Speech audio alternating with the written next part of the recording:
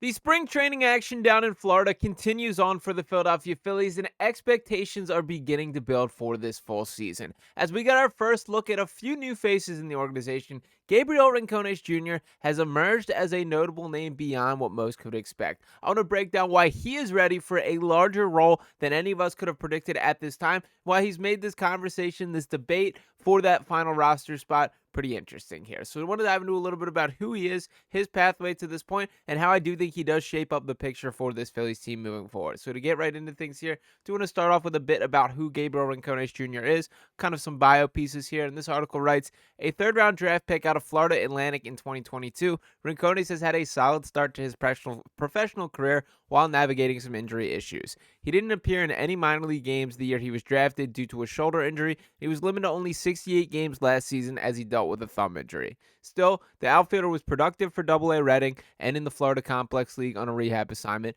as he batted .252, .347, and .453 with 11 homers, 16 doubles, and 23 stolen bases. He then played in the Arizona Fall League after the regular season. While not a perfect hitter, Rincones has hit the ball extremely hard and can do some serious damage from the left side. He struggled against left-handed pitchers in his career, but the path to being a contributor is certainly there. Not many batters can make an impact on the ball the way that he can, and there's still some room for growth if he can remain healthy.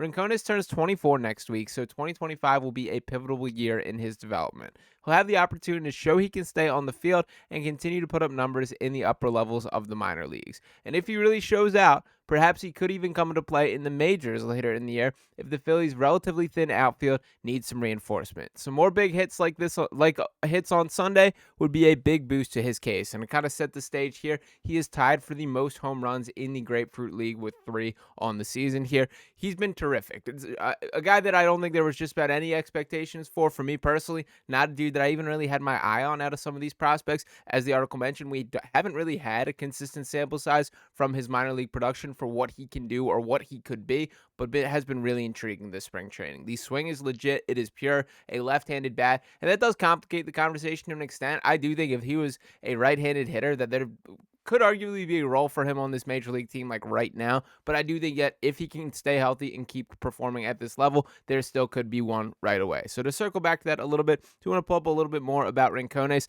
and this article writes, the lefty hitting Rincones turns 24 on Monday. Baseball America ranked him as the Phillies' 8th best prospect entering 2025, while MLB.com ranked him as the 7th in the organization. At 6'3", 225 pounds, he certainly looks the part of a corner outfield masher, and the numbers back it up. Rincones has 90th percentile exit velocity, and he hit 11 home runs and 15 doubles with AA Reading last season in 59 games, posting an .844 OPS. Quote, Rincones is a really impressive guy, said Phillies manager Rob Thomson earlier this spring. Very strong, great body, hits the ball all over the place, can hit it out any part of the ballpark, plays solid defense, he's a gamer. Quote, if he can stay healthy in 2025, he'll have a shot at the majors, writes Baseball America, but that's a pretty big if. After the Phillies drafted Rincones 93rd overall in 2022, he missed the 22 season recovering from a torn right shoulder. He then missed the 24 season with a torn ligament in his right thumb. And that really is the story of Gabriel Rincones Jr., that the production has been there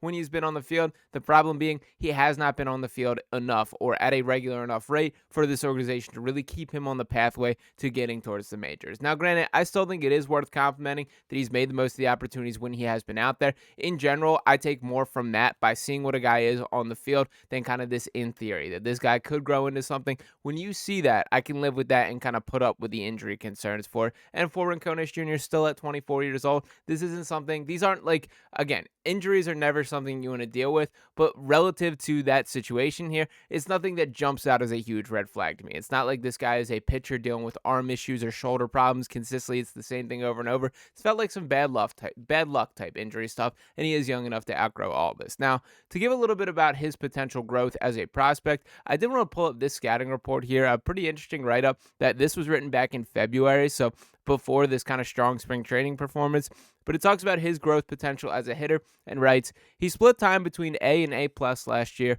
posting a WRC plus of 117. He's not hitting a ton of homers yet, as he'll need to launch at a better angle to make the most of his elite EV numbers, which is certainly possible as he develops. His Z contact percentage was 80.3% at A ball and was 72.2% at A plus. His hit chase rates were 24.8% and 29.1% respectively.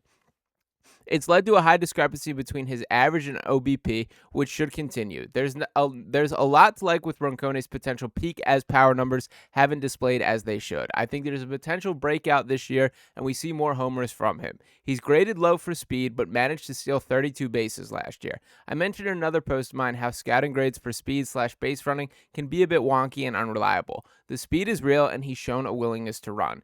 84% success rate when stealing bases. He's old for his level, but he'll be at AA soon, where we'll get a better idea of his potential. And honestly, I would be surprised if he does start at AA. I think this guy has sort of put himself in lockstep to at least be starting at AAA. And what my full pitch is here is, while we know the situation with Weston Wilson, him dealing with an injury, him set to miss a couple weeks, I think it is time to give Gabriel Rincones a shot at the majors right away. For starters, you can send him down without any sort of concern in that direction there. That give him a look at the start of the season, and there's not going to be the highest of expectations here. That in all likelihood, we probably see a handful of at-bats until Wilson is probably likely ready to join the roster once again. I do think when the dust settles and we talk about this team in its full completion here, that Wilson will be the guy earning that final bench spot here. But as far as Rincones Jr. here, this is a guy that I think is worth seeing what he's got. And I will personally say, we will see how this fully plays out. I'm still not fully sold on the direction of Max Kepler being the full answer in the outfield. And to lay into what Kepler did last season,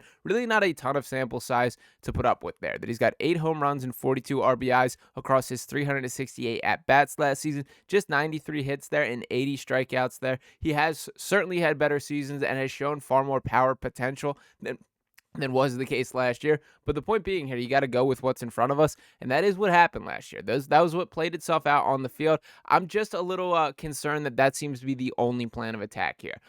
Kepler has not played a single inning of his major league career in left field to this point. I understand he's a good fielder in right, and I understand in theory this should translate pretty directly here, but it just feels like we've put a little bit too many eggs in that basket for my likelihood, and bringing in some competition to continue to push guys is a good thing in my mind there. Now, the biggest concern with this game plan, or with Rincones' really path moving forward, it is the Batman. It is him being a left-handed hitter. If he was a righty and we could talk about a potential platoon situation, the problem is solved right there. The problem being that is not the case. And to talk a little bit about his struggles with lefties here, did want to pull up this article which writes, there are some additional concerns. Rincones hit 189 with a 493 OPS in 39 plate appearances against left-handed pitching in 2024, making him redundant on a major league roster with outfielders Brandon Marsh and Max Kepler, both also with the same issues there. Baseball America notes that he needs to, quote, clean up some contact deficiencies, another trait that doesn't mesh with the existing Phillies lineups. Scouts give him a low run grade despite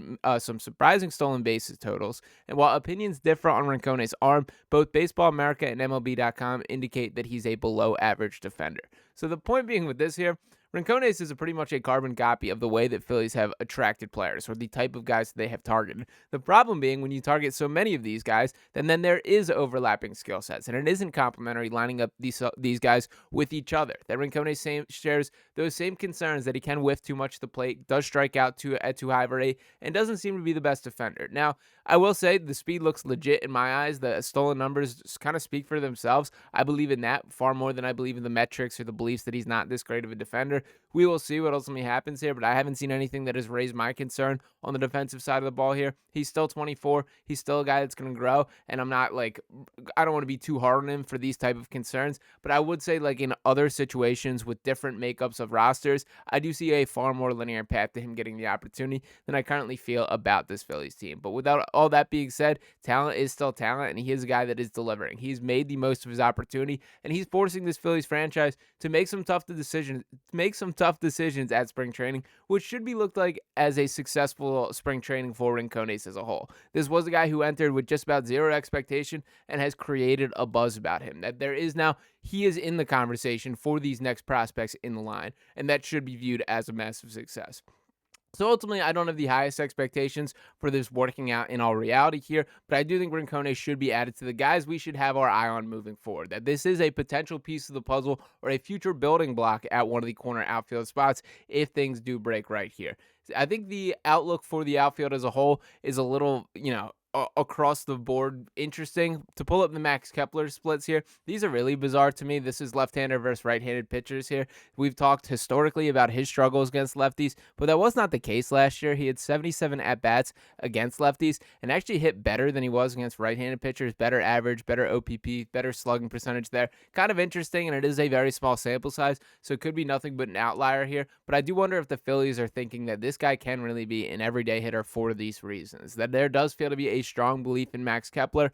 I do think there's a little bit too many eggs in that basket here, but I would love to be proven wrong. Maybe this guy has an all-star season and he's everything the franchise believes he can be and more. Would love for that to be the case there. But Gabriel Rincones Jr. is a guy we should have our eyes on moving forward. Would not shock me if we see him get a chance at the MLB level this season, and I did not think that would remotely be a possibility entering this spring training. So let me know what you guys think in the comments. Is that a guy that has jumped out to your eyes as well? And how soon would you like to see him at the major league level, if at all, this season? Drop those comments below. As always, make sure you guys are smashing that subscribe button. Keep this Phillies Digest family growing. Drop a like on this video here. I'll be back talking to you next time. Peace.